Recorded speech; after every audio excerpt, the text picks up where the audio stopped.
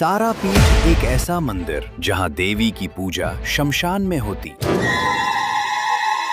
देवी जिसने भगवान शिव को मृत्यु से बचाया।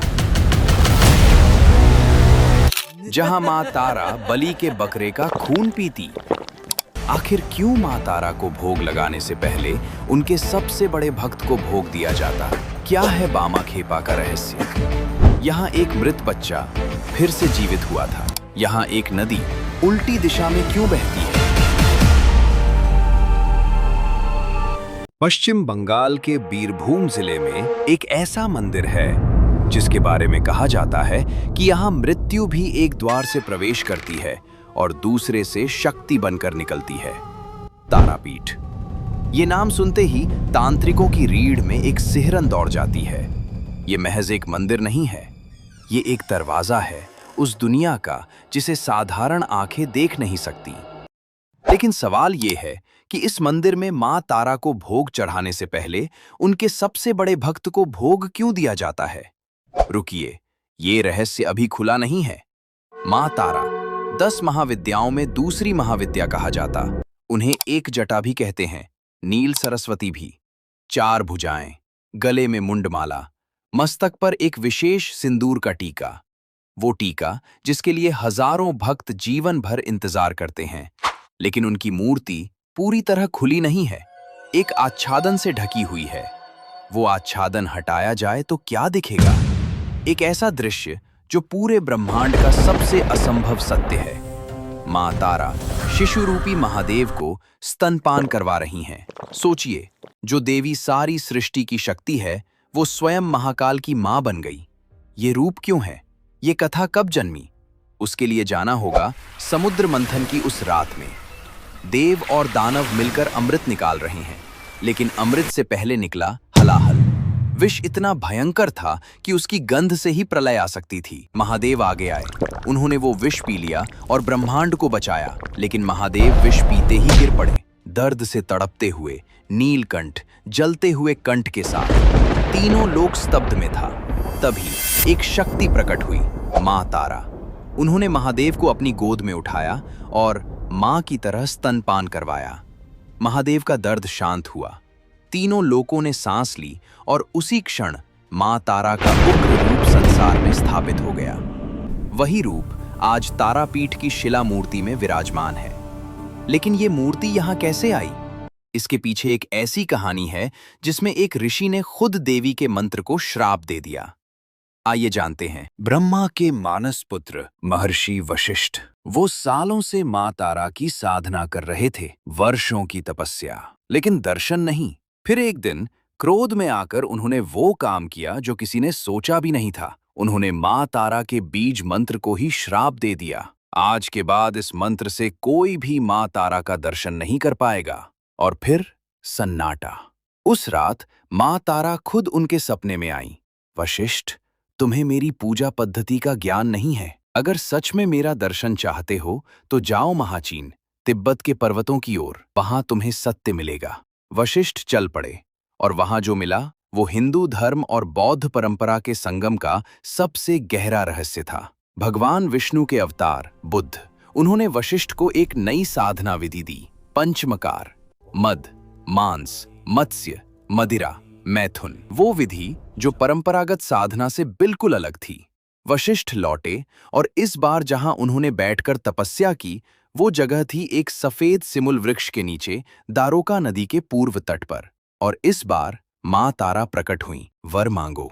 वशिष्ठ ने कहा, मेरा जीवन धन्य हो गया, मुझे कुछ नहीं चाहिए। मां मुस्कुराईं, तुम्हारे नाम को अमर करूंगी, और जो कोई यहाँ लाखों बार मेरे बीज मंत्र का जाप करेगा उसे सिद्धि अवश्य मिलेगी। और उसी दिन से वो भूमि बन गई तारापीठ।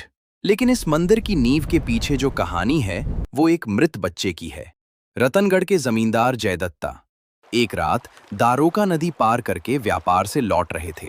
नाव रुकी, रात ढल चुकी थी और उन्होंने तारापीठ में ठहरने का निर्णय लिया। रात के अंधेरे में एक वृद्ध महिला द्वार पर आई, भिक्षा मांग रही थी। जयदत्ता ने उसे अपमानित किया, भगा दिया। वो रात उनकी जिंदगी की सबसे महंगी गलती बन गई। उसी रात उनके एक पुत्र को सांप ने डस लिया। सुबह तक वो बच्चा नहीं रहा।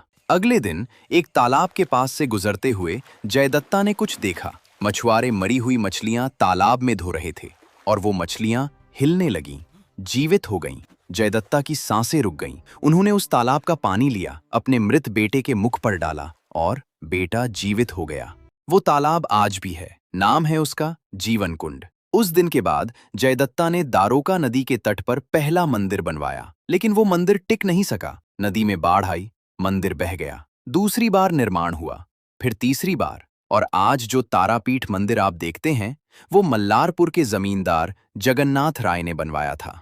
8 चाला डिजाइन का ये मंदिर बाहर से जितना सरल दिखता है, अंदर उतना ही गहरा है। उत्तर की दीवारों पर कुरुक्षेत्र का युद्ध उकेरा गया है, भीष्म की शरशैया, और वो कारीगरी जो देखने वाले को वहीं रोक लेती है। लेकिन असली रहस्य मंदिर के पश्चिम में है। मंदिर के पश्चिम में स्थित है तारापीठ का महाश्मशान।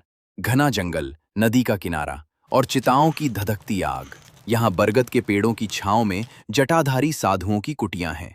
कुटिया के द्वार पर एक खोपड़ी, एक त्रिशूल और नरकंकाल। दीवारों पर देव देवियों की तस्वीरें, गंध और मालाएं रहता। अमावस की रात जब अंधेरा अपनी पूरी गहराई पर होता है, तब कुछ लोग कहते हैं कि एक छाया दिखती है, श्मशान के बीचों बीच, बलि के बकरे का खून पीते हुए, और वो छाया मां तारा की है। तंत्र साधकों का विश्वास है कि देवी को कंकाल और श्मशान प्रिय हैं। देवी की हर तस्वीर में वो श्मशानवासी हैं। इसीलिए दुनिया के कोने कोने से तांत्रिक यहाँ आते हैं, और यहाँ एक ऐसी जगह है जहाँ बैठना किसी के लिए भी संभव नहीं। पंचमुंडी आसन, 5 खोपड़ियों से बना एक तांत्रिक आसन। चांडाल की खोपड़ी, लोमड़ी, नेवले की, सांप की और बंदर की। अमावस की रात को रात के ठीक 12 बजे इस आसन की स्थापना की जाती है। महर्षि वशिष्ठ ने इसी आसन पर बैठकर साधना की थी। साधक बामाखेपा ने भी यहीं बैठकर मां तारा का दर्शन पाया था। लेकिन आज अगर कोई सामान्य व्यक्ति इस आसन पर बैठ जाए तो पूरे शरीर में जलन शुरू हो जाती है, और अगर वो फिर भी ना उठे तो उसका मन टूटने लगता है, पागलपन की कगार पर पहुंच जाता है। ये आसन आज भी जागृत है, और पंचमुंडी आसन के ठीक पास है बामाखेपा का समाधि स्थल। बामाखेपा, वो इंसान जिसने मां तारा के मंदिर पर बिजली गिरा दी थी। असली नाम था बामाचरण चट्टोपाध्याय। जन्म हुआ अटला गांव में, तारापीठ से कुछ ही दूर। वो मां तारा को बड़ी मां कहते थे और अपनी मां को छोटी मां। सरल थे, पागल से दिखते थे, लेकिन उनकी एक फूकी हुई बीड़ी भी अगर किसी को मिल जाती तो उसके सारे रोग छू हो जाते। धन धान्य की बारिश होती। एक बार गांव में सूखा पड़ा, फसलें जल रही थीं। लोग बामाखेपा के पास आए। उन्होंने कहा, मैं बारिश नहीं ला सकता, लेकिन मां से मांगूंगा। कई बार मांगा, बारिश नहीं आई। बामाखेपा का क्रोध भड़क उठा। उन्होंने कहा, मां, अगर बारिश नहीं हुई तो मैं आपके मंदिर पर बिजली गिरा दूंगा। वो सीधे महाश्मशान गए, यज्ञ में बैठ गए। यज्ञ की आखिरी आहुति के साथ मां तारा के मंदिर पर बिजली गिरी।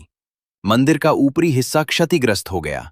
बामाखेपा वापस लौटे, मां के चरणों में गिरकर फूट फूट कर रोने लगे। और तब मूर्ति से आवाज आई, रो मत बामा, ये मेरी ही लीला थी। मेरे बेटे के मुख से निकली बात व्यर्थ नहीं जा सकती। उसके बाद 2-3 दिन तक मूसलधार बारिश हुई। लेकिन बामाखेपा की सबसे अविश्वसनीय कहानी अभी बाकी है। एक बार बामाखेपा को बहुत भूख लगी। उन्होंने मां से मांगा। मां ने कहा, मंदिर में भोग रखा है, जाओ और खा लो। वो गए और खा लिया। लेकिन मां तारा की पूजा अभी हुई नहीं थी। पुजारियों ने देखा और वो सब बामाखेपा पर टूट पड़े। पीटते रहे जब तक वो अधमरे नहीं हो गए। फिर उठाकर श्मशान में फेंक दिया। 3 दिन बेहोश रहे। उस रात मां तारा उस इलाके की रानी के सपने में आईं। देवी के शरीर से रक्त बह रहा था, जगह जगह चोट के निशान। मां ने कहा, मेरे बेटे को यहां लेकर आओ। अगर वो नहीं आया तो मैं तारापीठ छोड़कर सदा के लिए चली जाऊंगा। रानी दौड़ी, बामाखेपा को श्मशान से उठाकर लाईं, खाना खिलाया। जब थोड़ी शक्ति मिली, बामाखेपा एक लाठी उठाकर मंदिर की ओर चले। दरवाजे पर लात मारी और चिल्लाए, ओ मां, मैंने तो तुमसे बोलकर खाया था, फिर मुझे मार क्यों पड़ी? मेरी गलती क्या थी? मंदिर के अंदर से आवाजें आने लगी। दरवाजा एकदम से बंद हो गया। अंदर से बामा खेपा की चीखें सुनाई दे रही थीं। जब दरवाजा खुला, बामा खेपा के पूरे शरीर पर मार के निशान थे, लेकिन उनका चेहरा शांत था, एकदम शांत। वो क्रोध, वो उद्दंडता, वो जिद, सब। उस दिन के बाद बामा खेपा ने न कभी किसी को गाली दी, न किसी ने उनसे दुर्व्यवहार किया। मां ने अपने बेटे को पीटकर पवित्र कर दिया। इसीलिए आज मां तारा को भोग चढ़ाने से पहले बामा खेपा को भोग दिया जाता है। तारापीठ के पास दारोका नदी।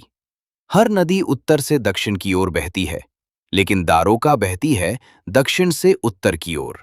पूरे भारत में सिर्फ 2 नदियां इस दिशा में बहती हैं, दारोका और काशी की गंगा। क्या ये संयोग है या कोई शक्ति है जो इस नदी को उल्टा बहने पर मजबूर करती है?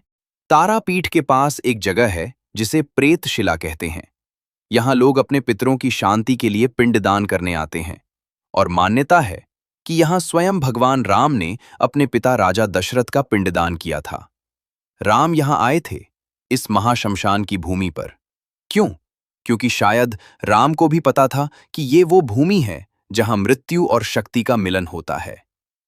तारापीठ, एक मंदिर जो शक्तिपीठों की आधिकारिक सूची में नहीं है, लेकिन फिर भी माना जाता है कि यहां मां सती का नेत्र गिरा था। ये मंदिर किसी पुराण में नहीं है, लेकिन दुनिया भर के तांत्रिक इसे सबसे जागृत स्थान मानते हैं।